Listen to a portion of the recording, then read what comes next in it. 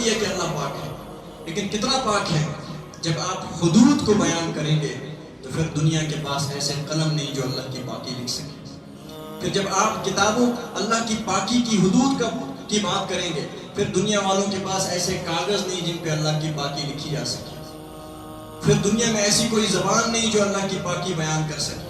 پھر دنیا میں ایسا کوئی قلم کار، کوئی ایسا فرد نہیں ہے جو خدا کی تعریفوں، اس کے کمالات، اس کی پاکی کا تو بیان کر سکے۔ کیوں؟ اللہ نے خود اس معاملے میں کائنات کو عاجز کر دیا۔ ایک آیت پاک ہے، وَلَوْ أَنَّ مَا فِي الْأَرْضِ مِن شَجَرَةٍ أَقْلَامٌ وَالْبَحْرُ يَمُدُّهُ مِن بَعْدِهِ سَبْعَةُ أَبْحُرٍ مَا نَفِدَتْ كَلِمَاتُ اللَّهِ إِنَّ اللَّهَ عَزِيزٌ حَكِيمٌ۔ دنیا والوں کو عاجز کر دیا۔ اے لوگوں، اے دنیا میں رہنے والوں، وَلَوْ أَنَّ مَا فِي الْأَرْضِ مِن شَجَرَةٍ أَقْلَامٌ، اپنے رب کی پاکی کو سمجھنا چاہتے ہو؟ ذرا بتائیے آپ کے ترہگام میں کتنے درخت ہوں گے؟ کوئی شمار ہے؟ آپ کے ترہگام کے درختوں کے کوئی حد اور شمار؟ ان کے اگر قلم بنائے جائیں تو کتنے قلم بنائے؟ کوئی شمار ہے؟ اگر آپ کے ترہگام کے درختوں کی یہ حالت ہے، ذرا آپ کے اپنے آس پاس جنگلوں میں دیکھو کتنے درخت ہیں۔ ڈسٹرکٹ کپواڑہ کے درخت لے جائیں، یہاں کے جنگلات کو لے لو، وادی کشمیر کے سارے جنگلات کو لے لو، کوئی شمار ہے؟ بس کیلکولیٹر ختم۔ یہاں کیلکولیشن کے لیے کسی کے پاس کچھ رہا ہی نہیں، دماغ بند ہو گیا، زبانیں بند ہو گئی، سرنڈر ہو گیا، اور یہاں ایک خاموشی چھا گئی دنیا والوں پر، اور یہ خاموشی ہی ہے لا الہ الا اللہ۔ اب بتائیے پوری دنیا کے جنگلات میں کتنے درخت ہیں؟ مان کے چلتے ہیں اب کتنے درخت ہیں شمار میں تو نہیں، لیکن بالفرض اللہ کہتے ہیں چلو مثال فرض کر لو کہ کوئی بندہ آگے ان سب کے قلم بنانا شروع ہو، ذرا کتنے قلم بنے گے؟ ایمان کی آواز ہے، اس لیے میں اپنے بھائیوں کی توجہ چاہوں گا کہ اللہ کے فضل سے آپ میں سے ہر ایک سے بات کرنا۔ اب کتنے قلم بن جائیں گے؟ کوئی شمار نہیں۔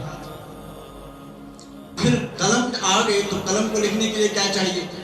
سیاہی بھی تو چاہیے۔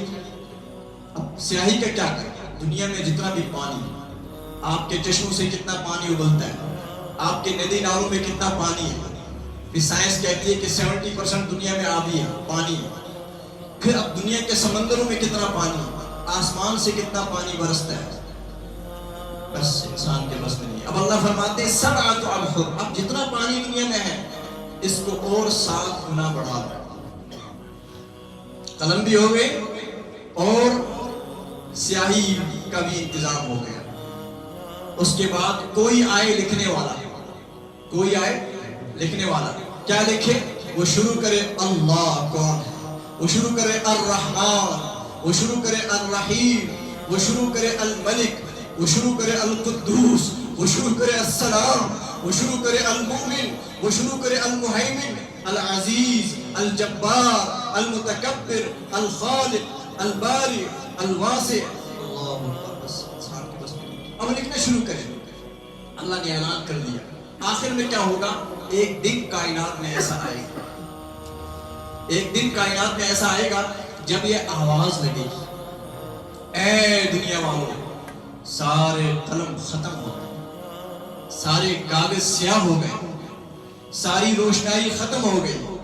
اچھا تو پھر کیا ختم نہیں ہوا؟ ما نفدت کلمات اللہ، اللہ کتنا پاک ہے، اللہ کی پاکی بیان نہ ہو سکی، سرنڈر ہو گیا۔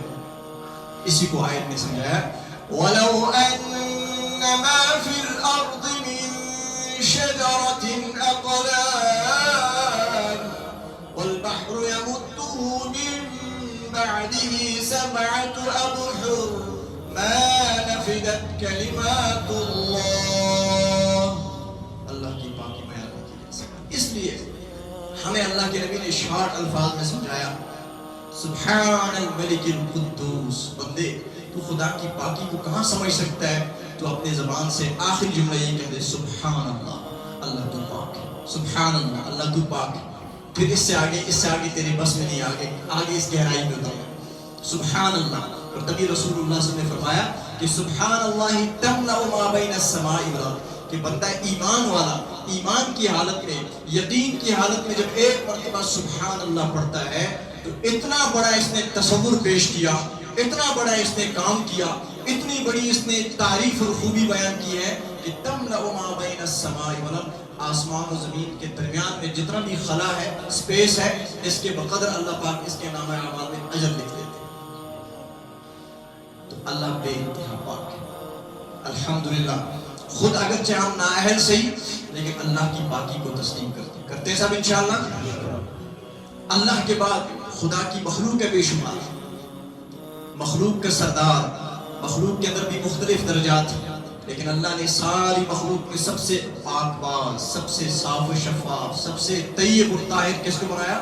محمد رسول اللہ صلی اللہ علیہ وسلم کی ذات۔ اللہ کے حبیب بھی بہت پاک ہے، آپ کا بچپن پاک، آپ کی جوانی پاک، آپ کی زبان مبارک پاک، آپ کا بدن مبارک پاک، یہاں تک کہ محدثین نے کلام کیا کہ رسول اللہ صلی اللہ علیہ وسلم کہیں پیشاب فرمائیں، آپ کے پیشاب کو بھی امت میں محدثین کے طبقے نے پاک قرار دیا، اس پر باقاعدہ بحث ہے۔ پھر یہاں تک اس کی مثالیں دلائل پیش کیے گئے کہ عام انسان پیشاب سے فارغ ہوتا وہاں مکھیاں بیٹھتی ہیں، اور رسول اللہ صلی اللہ علیہ وسلم کے مبارک پاخانے پر مکھی بھی نہیں بیٹھا کرتی تھی۔ اور اسی طرح ایک واقعہ باقاعدہ کہ ایک صحابیہ آپ کے پاس ایک خادمہ ہوا کرتی تھی، تکلیف کے دنوں میں آپ نے کسی وجہ سے اپنے گھر مبارک میں استنجا رات کو کر لیا، کسی برتن میں وہ تھا، تو آپ نے فرمایا اس کو لے کر کے بہا لے، وہ گئی، اس نے اس کے بعد پی لیا ساتھ۔ پھر اس موقع پر آپ نے کچھ کلام فرمایا تھا، خیر لمبی روایت ہے، یہاں وقت مختصر ہوتا ہے، اشارہ میں نے کر دیا تو معلوم ہوا رسول اللہ صلی اللہ علیہ وسلم کا مبارک وجود ہی پاک ہے، آپ کی صفات پاک ہے، آپ کے بدن کے ساتھ تعلق رکھنے والی ہر شے پاک ہو گئی، یہاں تک کہ آپ کے دیوانوں نے آپ کی پاکیزگی کو بیان کرتے فرمایا کہ اگر ہمیں پتہ چلتا کہ اس گلی سے رسول اللہ صلی اللہ علیہ وسلم گزرے ہیں اور آدھا گھنٹہ ہو گیا ہے، اور آدھے گھنٹے کے بعد کے کچھ لمحے وقت کے بعد ہمارے دیر کے بعد یہاں سے گزر ہوتا تھا، تو ہمیں اس گلی سے نبی پاک علیہ السلام کی خوشبوئیں، وہ خاص قسم کی خوشبو محسوس ہوتی، ہم اس خوشبو سے پہچان لیتے یہاں سے رسول اللہ صلی اللہ علیہ وسلم گزرے ہیں، جن کی خوشبو، جن کے بدن مبارک کو چھونے والی ہوائیں اتنی پاک ہو گئی، ان کی اپنی پاکی کا کیا عالم ہوگا۔ ام ایمن فرماتی ہیں کہ گرمی کے دنوں میں، غالباً انہی کا نام ہے، روایت میں ہے کہ رسول پاک صلی اللہ علیہ وسلم میرے گھر تشریف لائے اور گرمی کا موسم تھا، اللہ کے نبی کو آرام کی حاجت ہوئی، آپ ایک چٹائی پہ لیٹ گئے، کس پر لیٹ گئے؟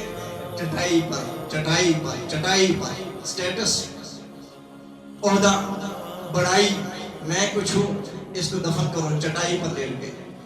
خیر جب آپ نے دیکھا کہ چٹائی پہ آرام فرما رہے ہیں، رسول پاک صلی اللہ علیہ وسلم کو گرمی سے آپ کے پسینے نیچے ٹپکنا شروع ہو گئے، ایک چپکے سے کہیں کوئی شیشی کا انتظام کیا، سیرت میں واقعہ لکھا ہوا ہے، اور لے کر کے آئیں، جہاں سے اللہ کے نبی کے پسینے مبارک ٹپکتے اس نے اس کو نیچے کر دیا، چنانچہ وہ پسینے اس میں جمع ہوتے رہے، چنانچہ عرصہ گزر گیا۔